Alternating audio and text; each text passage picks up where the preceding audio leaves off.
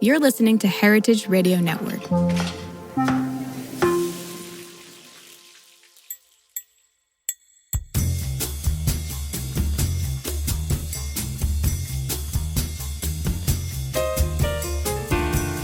Hello, this is Dana Cowin, and you are listening to Progressive Hedonist. I'm so excited for my guest today, Dr. Ayana Elizabeth Johnson. I fell deeply in love from afar through a Venn diagram. Welcome to the studio in Portland, Ayana. Thank you so much for having me. I was trying to figure out what I could do that was making the best use of my background in media, my love for food, and essential joy. It was a struggle. It took me 2 years, and then I found the diagram where you ask the question, what are you good at? What work needs doing? And what brings you joy? And I'm like, oh, I think I'm going to get a lot of people together and see whether I can build some local food resilience. And then I began going down the rabbit hole and discovered so much about you. That you're a marine biologist and a conservation strategist, the co-founder of the Urban Ocean Lab, which is a think tank for ocean climate policy. You're teaching at Bowdoin now. What got me even more excited was that I was going to hear even more from you because you had a book coming out. What if we get it right? What if we get it right turns out to be such a big question that I couldn't answer it myself. So that book ended up taking the form of interviews, actually, with over 20 experts in all different areas who have been friends and colleagues and helped me see the way forward on climate solutions. And I just thought that would be way more fun than writing it as a textbook, was presenting these conversations. So I think being in dialogue is the best way to figure out the way forward. I love the book so much. I'm going to do something I have never done before. I'm going to buy 5 copies and give them to 5 people who DM me on Instagram and explain what they want to commit themselves to look at that Venn diagram and make a choice. Tell me what that is. And a free book is coming their way. I will even sign those books if you want. Great. I love it. I mean, I loved your book so much. When did this idea of the book crystallize for you? I guess there wasn't like an inspiration strikes moment. The book is completely different than what I proposed. It started out actually, the original title was How Humans Survive Humanity, setting up this antithesis of like, we are our own worst enemy. All these decisions that have been made by some often like wealthy, powerful, tiny subset of humans that have affected everything, fossil fuel and big ag executives and the politicians and PR folks enabling it all. That's what created this mess. So how do we survive the mess of our own species making was sort of the initial one. And I was like, oh, it doesn't really sound very delightful. But the original idea came because I host this conversation series in Brooklyn, this arts institution called Pioneer Works. And for years, I've been curating this series of conversations where I moderate with 2 experts. So 2 of them, for example, in this book are Dr. Kate Marvel, who's a NASA climate scientist, and Rihanna Gunn-Wright, who was a lead architect of the vision and resolution language of the Green New Deal. And to have them in conversation about our climate future, for example, to have an ocean fisherman and an ocean farmer talk about the future of seafood, right? To have a scientist who studies plastics and a nonprofit executive trying to rein that in conversation about that challenge.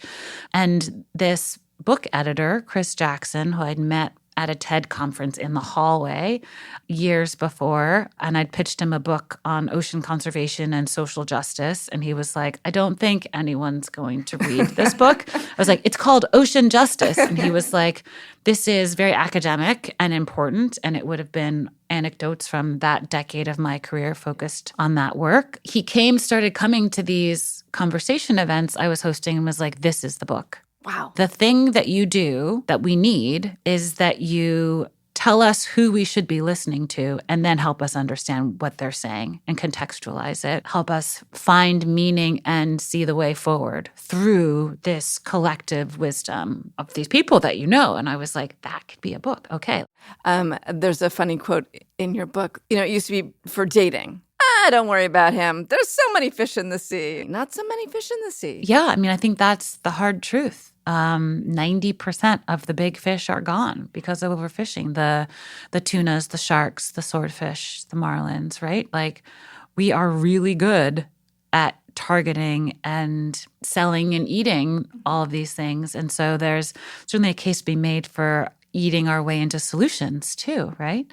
Using our food system as a way to restore the ocean, whether that's through seaweed and farmed oysters and mussels and clams that are filter feeders. On land, there are obviously regenerative practices that need to be deployed more widely as well. So yeah, when people think about the ocean, they're often thinking about overfishing, plastic pollution, endangered species, all of these horrible, negative, and very real challenges. I encourage people to also look to the ocean for solutions, right? So that regenerative ocean farming of seaweeds and filter feeding shellfish, that offshore renewable energy. We think about wind turbines, but there's also like floating solar panels and tidal and wave energy that's being developed and will soon probably be deployed at a larger scale. There's just the coastal ecosystems themselves, the seagrasses, the mangroves, the oyster reefs, the coral reefs that are home for biodiversity, but those green ones, those seagrasses and mangroves and wetlands are sequestering more carbon per acre than a tropical forest. It's like we hear so much about the Amazon, but we don't think about these like marshy spots as being an important carbon sink. And so as well as habitat for all the juvenile things we want to catch later and physically protecting us from storms, helping to buffer the impacts of that. So I just always want to be like, don't forget about the ocean. When we think about climate solutions, the latest analysis is that the ocean is about a third of the climate solutions we need are found in salt water. So I find that to be really reassuring and sort of gratifying as an ocean lover. It's interesting because it's important to think about what the solutions are, right? We can always look at the tragic loss of the fish and the destruction of a lot of coastal culture because of that overfishing. But there are these opportunities. But what is it going to take for these coastal and sea-based solutions to take root? I mean, I think part of it is just people don't think about the ocean, right? There's like an awareness gap. People generally love the ocean, but they don't look to it for solutions. So when this concept of a Green New Deal was very popular, it basically left out the ocean. One mention on page 11, I think, out of 12. And it was just like, also, we should protect the ocean. And I was like, oh my gosh, there's all these climate solutions and we need them. And all of these jobs related to these climate solutions. This is a really promising economic driver as well. And so I think continuing to make sure that the ocean is part of our policy conversation, our cultural, our food conversations, our energy conversations is a big piece of it because there's like an out of sight, out of mind thing that happens. And there's also, you've written about how people think the coastal is all elite, but it is actually not at all. I mean, 40% of Americans live in coastal counties. This is not like the 1%. And in coastal cities, which is where 1 in 5 Americans live, 20% of Americans live in a coastal city. You know, the majority of those people are people of color. About half of people in coastal cities are renters. I think about 16% are living in poverty. Coastal cities are incredibly diverse, and they are in very huge part the economic driver of our entire national economy in the U.S. And coastal cities around the world are the hub of major population. And so now we just have to think about, okay, well, climate is changing, ice is melting, seawater is warming and expanding, so sea level is rising, storms are getting stronger and more erratic. What does that mean for people who live in coastal cities? What does that mean for our infrastructure? What does that mean for where we live? What does that mean for how we protect or fortify or restore coastal ecosystems at the shoreline? Maybe we need to think about actually moving some people and activities out of harm's way because we actually can't hold back the entire ocean. And I feel like this is this harsh reality. People are always like, build back stronger in the same place. And I'm like, maybe in a different place. And you address in the book, in one of the conversations, this idea of how do you move people justly? How do you have a concerted, organized effort and plan for it? You're referring to Colette Pichon Battle's interview. She's a Black attorney and climate justice organizer from the Bayou of Louisiana.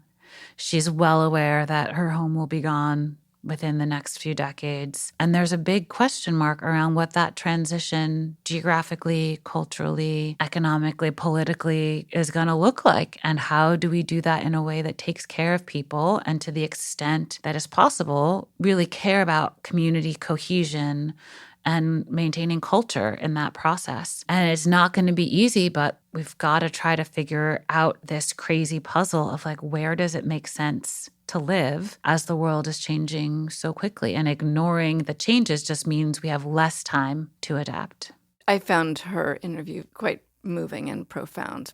The question that interview is focused on is one that I think about a lot, which is, what does home mean in the context of a changing climate? I think a lot of people are grappling with that. That's, one of the reasons I moved north, right? It's one of the reasons I thought about consolidating a home with my mother, thinking about like how we use resources, sort of where do you want to be when shit hits the fan? Yeah. Also, right? Like, how are we building and being part of a community that supports each other? And I've only recently moved, so I haven't invested in that to the degree yet that I intend to. But I think that is one of the major things that I hope people take away from my work, this What If We Get It Right book, and just this situation we find ourselves in of this climate crisis, something like humanity has never dealt with a challenge this gargantuan before. We can only get through this together. Like, we have to rely on each other and community. This is not like you can't lower your carbon footprint enough. You should try, and you should reduce, reuse, and recycle, and repurpose and repair, and all of these things. But if we only focus on individual actions, that's not going to get us there. And so this idea that community is the answer just comes through so many of these interviews. It does. It comes through so loud and clear and from different angles. One of the things I took away from it was someone says, you know what you could do? You could make muffins and bring them to your neighbor, because you really want to strengthen your local community and those relationships, because that's who's going to be there for you when the storm hits or the tide rises or there's no food. And I literally went and baked my neighbor had some rotting bananas. I'm very much on your no-waste bandwagon. Yeah. And I walked over and I'm like, Val, this is for you. I love you. And, we're just in this together. That tidbit comes from an interview with Dr. Samantha Montano, she calls herself a disasterologist. She has a PhD in emergency management. And she recommends that because, your neighbors are the first responders. They are the people who are going to be there. We have to know what their needs are and be prepared to help them. And so having some sort of relation. I mean, even when my friend's car battery died in my driveway, I called my neighbor and I was like, can you help me jumpstart? How do I jumpstart a car, right? Just all of these things. I've had power outages when I'm out of town and had to call my neighbors to see, is my freezer still running, or is everything okay? Are there any trees down? And so as these freak storms start to hit us, I think about this a lot. To the extent that individual actions matter, one of the things we can do is sort of be prepared to help ourselves and other people. I think that helping others as something that's created by love, as opposed to something that is transactional, is so important. And I know that love is actually at the center of your work. Yeah, everyone has a different sort of thing that drives them. For me, it's just I'm so in love with this planet. It is so freaking cool. And we get to live here. And there are millions of, giraffes are a thing. And octopuses exist. Fireflies and all of, why would we not want to keep this around? And keep these ecosystems stable enough that we get to continue enjoying them, right? I want to walk in the woods without being so worried about forest fires. I mean, I think a lot of us who are aware of the magnitude and speed of the climatic changes that are happening can kind of see the future in a way that's really disheartening, right? Like I can walk through the forest and see the changes that are projected in terms of the species that won't be able to live here anymore, the diseases that will infect trees because it's warmer now, right? All of these different changes that are happening, the spring coming sooner and the baby birds emerging before the food for them is ready, right? All of these asynchronies that are appearing and throwing nature out of balance. But the reason I care about all of this is it is biophilia, this term that we have E.O. Wilson, biologist, entomologist, to thank for this innate love of nature. And I think it's so important to be motivated by something deeper than hope. I think there's a lot of talk about how do we stay hopeful and optimistic, and I just often feel like that's missing the point, which is not a popular opinion to be sort of like anti-hope. I'm just like, what's the strategy? Who's doing what? Let's each find our role to play. Let's find the people we want to do it with, we actually like doing these collaborations with, and let's just do our part to make the world a tiny bit better, even though we can't, any of us, control the ultimate outcome. There's this sort of devotion to humanity and life that drives me and so many of us. And I think this incredible writer, philosopher, Terry Tempest Williams, I met early this year, and we bonded over this sort of aversion to hope, this obsession with hope, as if you can't do anything until you feel hopeful. And I actually feel like when I feel the most down, I'm the most motivated sometimes to figure out, like, what would it look like to make something different, to restart, to think, to find another way. And she said to me, I wish people would make their vows to something deeper than hope. Another very strong theme I felt through the book was paying attention to what is local. And in food, it's very clear that local is important, right? You might choose local over organic. In the book, there's the idea of money being local, which I just think is fabulous, and energy being local, and the notion of when transitions come, they're going to have to be communities, and it's going to have to be local.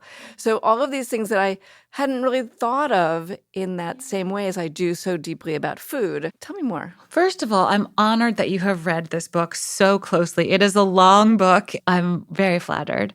This idea of local money was really raised by Bill McKibben in thinking about the challenge we face where we have these big banks, JP Morgan Chase and Bank of America, as being like the biggest funders of fossil fuels. And that's where our money is. That's where we have our credit cards, right? They're investing in expanding oil and gas extraction, expanding fracking, expanding pipelines, instead of focusing on this energy transition that we need.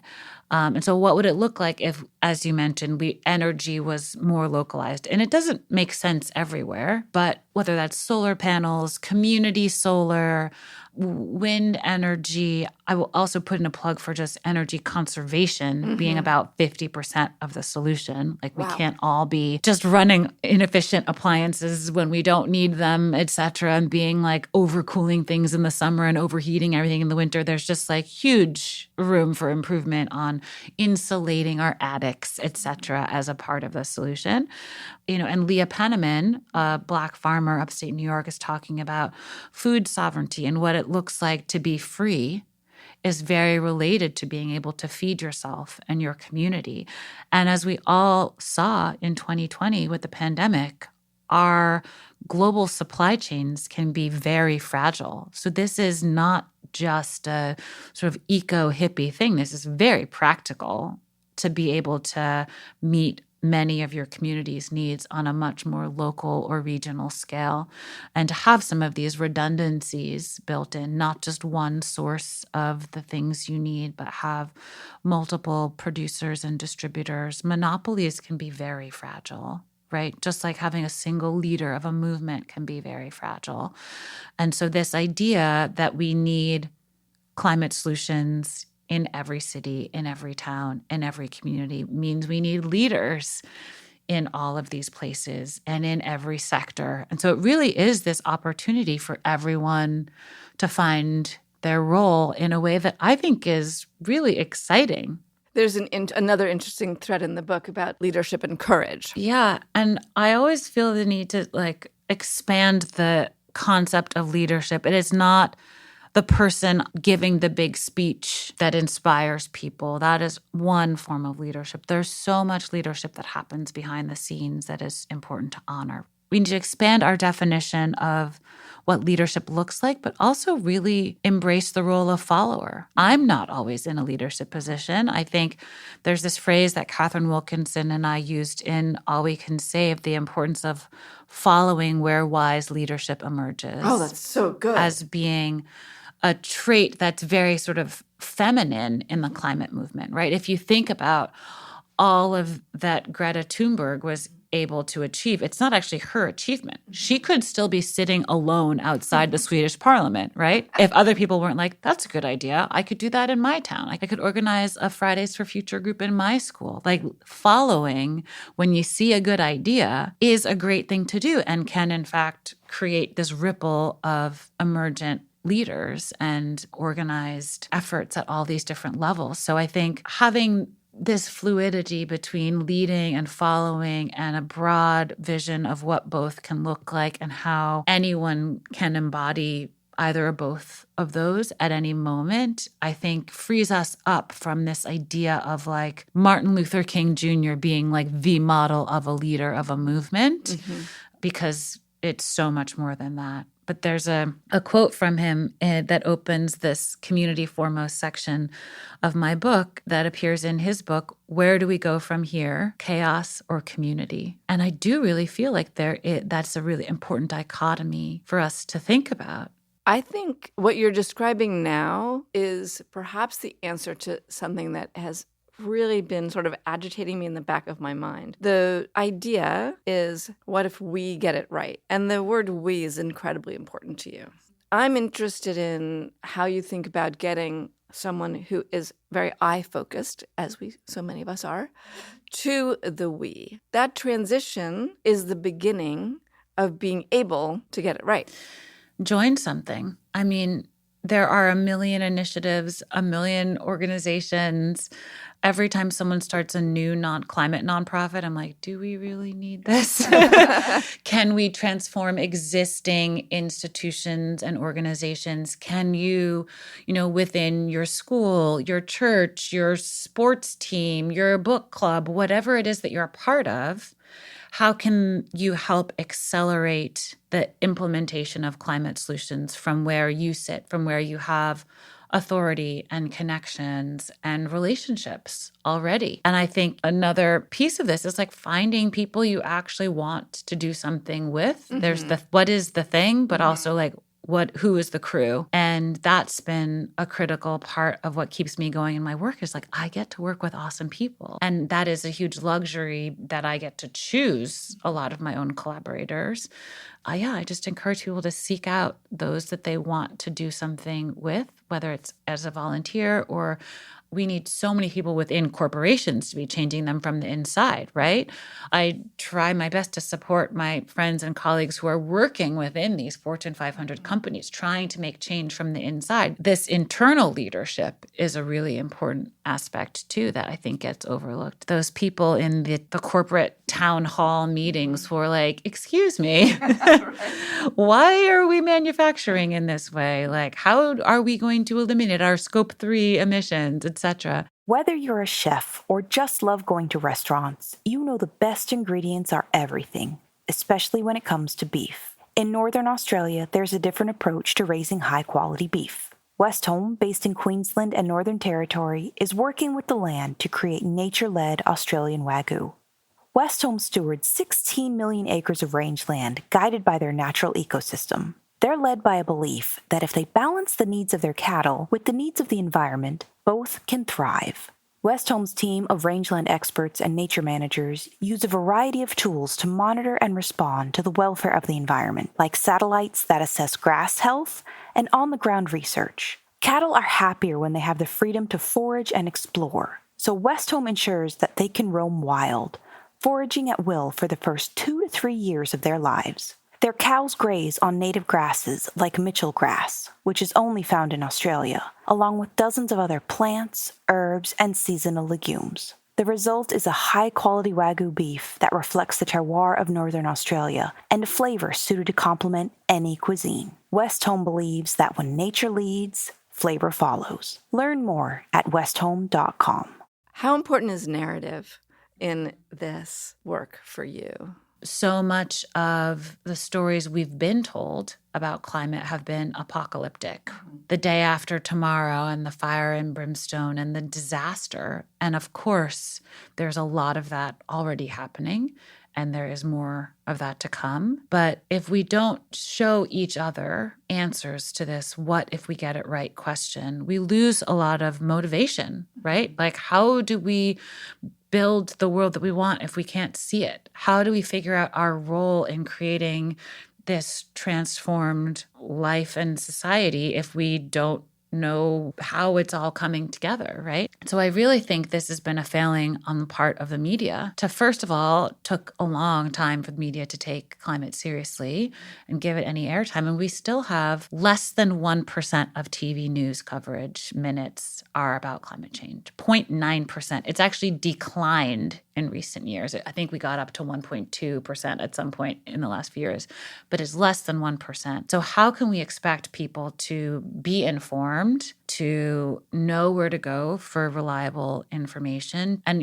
most of those stories don't include information on solutions. They're just like another disaster caused by climate change.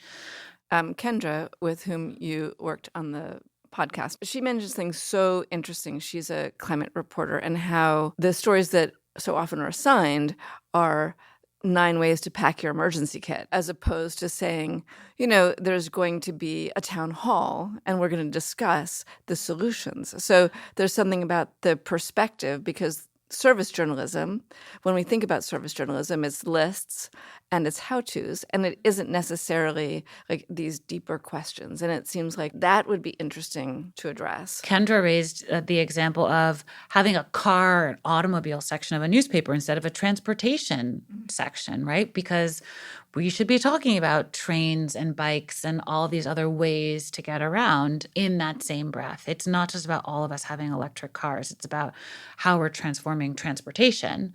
The other thing Kendra said that really stuck with me is that the media news used to be much more civic-minded. But really, we don't help people to the point of how they can get engaged. Where are the opportunities for citizens to shift things, to give public comment on draft legislation, to understand that their political representatives basically have to meet with them. You can get an appointment with your member of Congress, right?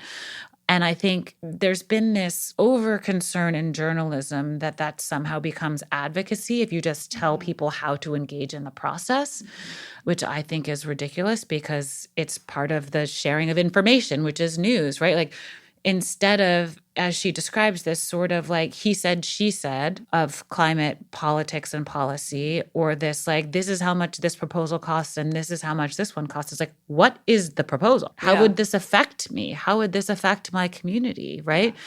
Help us develop informed opinions on, like, the Inflation Reduction Act was such a big one, where all of these, like, this is going to cost this many billions of dollars, but there was not that much coverage about what was in or out. And as the negotiations were going on, what was getting dropped off the table, like one of the very last things to be cut was the American Climate Corps, putting tens of thousands of young people to work on climate jobs, helping to reduce wildfire risk, install solar panels, restore wetlands, right? All of these things that we need to do, training people and paying them to do them. Like, what a great first job out of college or career transition job this could be for people. The funding got cut for any number of reasons I won't surmise on air, but I think it's partly on us as consumers of news to support the outlets that are doing that reporting that gives us the information we need. Like, subscribe to your local newspapers and radio stations that are actually helping us to understand how these things affect us locally and helping us engage with our local elected officials. where do you see the bipartisan support for the type of work that you're doing and that, we're all excited about? Well, a few things. First, I actually don't think we need to talk about climate that much or agree on all of the messaging, et cetera, in order to get a lot of things done. Green jobs are popular everywhere. Texas and Iowa have the most wind energy of any states in the country because they're good jobs and it makes good economic sense, right?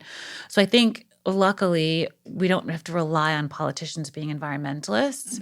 We can just push them to do what's best for their constituents and what will help them get reelected also. But I will say that right before I came in here, I was reading an article about this new study on the number of climate deniers in Congress. And it's over 100 members of the House of Representatives, some dozens in the Senate, who just aren't sure or don't think climate is really changing and that it's caused by humans. And that's what they say on the record. But I will tell you, most of those people are well aware that it is happening, but this has become this super politicized, polarizing litmus test issue where they have to say they doubt or disbelieve. And they're like fully aware that sea level is coming for Miami, for example. And so the thing that drives me the craziest about this is it's not actually a difference of opinion. It's not a difference of reading the science.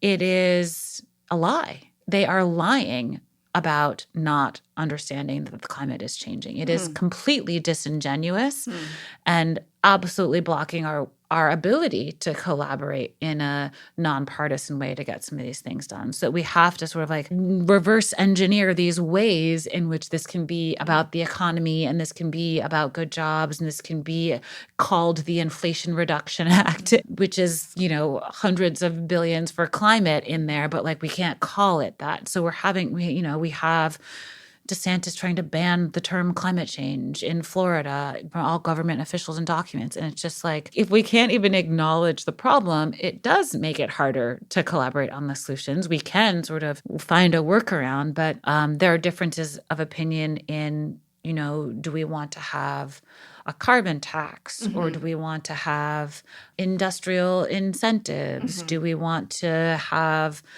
ways to support homeowners? And like, how are we investing in the solutions? Which solutions do we champion? Are we looking at community and justice in these things? Are we relying on some like misguided trickle down theories as part of, how we're approaching this? There are discussions to be had about the how, but there is no discussion to be had about like, is this a problem? And so as much as I would like there to be more bipartisan collaboration, like it really is hard to come by. And often it is come by way of just ignoring the problem and focusing on whatever aspects of the solutions we can agree on, regardless of whether we agree that climate change is actually happening. I didn't realize that. That's interesting and depressing because I think in the population, it seems that there are fewer climate deniers. Yeah, it's like 12% of Americans or something like that are like full-blown climate deniers. There's some people who are like not totally sure. Yeah. So it probably brings us, all told to around 65, 75% of Americans who are like, it's definitely real, it's definitely humans, which is still the vast majority. That is. And when people are like, it's a good number to work what with. do you say to climate deniers? I'm like, I don't really engage with them, which some people think is a cop-out, but I'm like, I'm just focused on these 75% of people who are like, what do we do? And like trying to help them find things they can do because that's a better use of my personal, I guess, disposition to sort of try to just help to be welcoming, help to tell the stories in a way that might entice people. So in the book, Jade Begay says that we need to make bold commitments. What is your bold commitment? Ooh, I think there's sort of the personal and the professional, and then the civic or political. And I sort of think about how I can be helpful in all of those different ways. One of my things that I'm devoted to is through Urban Ocean Lab, this policy think tank that I co-founded and co-lead. And that is about helping people who live in coastal cities figure out what the future looks like for them, helping coastal communities and city governments have the resource and analysis that they need to make good decisions to adapt to the changes that are already here and what's coming. That is part of my very wonky commitment, the policy memos, the webinars, et cetera, to just like, okay, like 1 in 5 Americans are facing this very real risk of a completely changed coastline. What do we do about that? And so that, as soon as I finish this book tour, especially, will become an increasing part of my offering. And on a personal level, this may sound counterintuitive, but it really is to slow down. I think so much of our resource use is associated with this completely inhumane pace of life that so many of us are leading with travel, which affects how we eat, which affects what we wear, which affects sort of how we use energy. And being in a rush, I find to be one of the least efficient things. If we're in a rush, we're eating to go. If we're in a rush, we're not investing in these relationships in community. We're not, prepared to take care of each other because we're all in our individual frenzies. And so I'm personally trying to figure out how I can do less in order to be a better part of society and to lead by example in a different way. I mean, people often say to me, like, how do you do it all? And I'm like, don't follow what I'm doing. Like, this is a completely insane number of things I've got on my plate. So I think, spending more time in nature, I do, but I think loving nature from afar is a fainter kind of love. And if that is the thing that motivates me, I need to just like be out there in the ocean, in the forest, in the mountains more. Skipping through fields of wildflowers and all of that stuff is work, it's an important part of the work. And I think because we are in this incredibly critical election year, I have been talking to the founders at Environmental Voter Project and Lead Locally about how I can collaborate with them in this season. And so it's just so important that we elect leaders who get the climate crisis, who get the importance of policy solutions, who have a good policy platform and set of proposals, and make sure that they know that their constituents really care about these issues so that they have to prioritize those upon getting into office if they want to be reelected. And so these two organizations I've been a fan of for many years. Environmental Voter Project, their whole reason for being is that there's something on the order of 10 million Americans who are both registered to vote and have environment and climate as their number one issue and do not vote. That was a stunning statistic. It is horrifying, right? If we care about the future of the planet, we need to be electing people who also care about it and who will champion that. And believe me, politicians are wildly imperfect. I'm not saying that any one of them who has a climate policy is great on every other issue, and I'm sure their climate platforms also have a lot of room for improvement. But I think at the presidential level, the choice is certainly clear between Trump, who's saying, oil executives, give me $1 billion and I'm in your pocket, and literally drill, baby, drill in the GOP's platform. Terrifying. And on the other side, you have the party that's invested the most in climate solutions in history. We're talking like $400 billion in this during the Biden administration and standing up all of these initiatives. And of course, I wanted them to do more. Of course, I was like, I can't believe you approved the Willow Project. Can't believe we're drilling in the Arctic when we should be approving no more pipelines, no expansion, and like really focusing on renewables. But I can work with them, right? Like they are like trying and we'll push them to try harder, et cetera. But it's so important to think about what's happening down ballot. And so Environmental Voter Project is nonpartisan, but trying to get those folks just get to the polls. And Lead Locally is like, we need to elect city council members and public utility commissioners and railroad commissioners and judges and school board and all of this, like people who get that this is fundamental issue for our society. What are the tools that we have currently that you're very excited about? I think across the board, if we think about like the major sources of greenhouse gas emissions, it's about a quarter electricity, It's about a quarter transportation. It's about a quarter sort of like food and land use, and then, manufacturing, buildings, et cetera, right? These are, it's like 30%, 23%, but just imagine a pie chart with 4 slices. And we have solutions in all of those areas. We know how to electrify transportation. We know how to do renewable energy. We know how to green buildings. We know how to insulate them. We know how to do things in a more energy efficient manner with our appliances, et cetera. We know how to farm in ways that are more regenerative. We know how to do localized and regionalized farming and supply chains. We know how to protect and restore ecosystems. This is not a bunch of we have to wait until we invent the thing. There's innovation happening, but we absolutely can address this crisis with the tools that we currently have. And I find that to be extremely motivating, right? It's really just a matter of speed and scale. It's not where do we start? It's go, all these things, do them. Give me those high-speed trains. Let's make it all happen as quickly as possible. In each of your interviews, you end with 2 questions, and I'm going to choose just one of the 2. What are the top 3 things that you wish everyone knew about climate solutions? There are innumerable possible futures. Everyone has a role to play, and we already basically have the solutions we need. We just need to implement them as quickly and as justly as possible. Well, Ayana, it's been such a pleasure to speak to you and hear the innumerable possibilities in front of us to tackle this together, because we will together get it right. TBD. The title has a question mark at the end, but we could. That's worth a shot. We'll say that. You know what? It's worth a shot. It is absolutely worth a shot.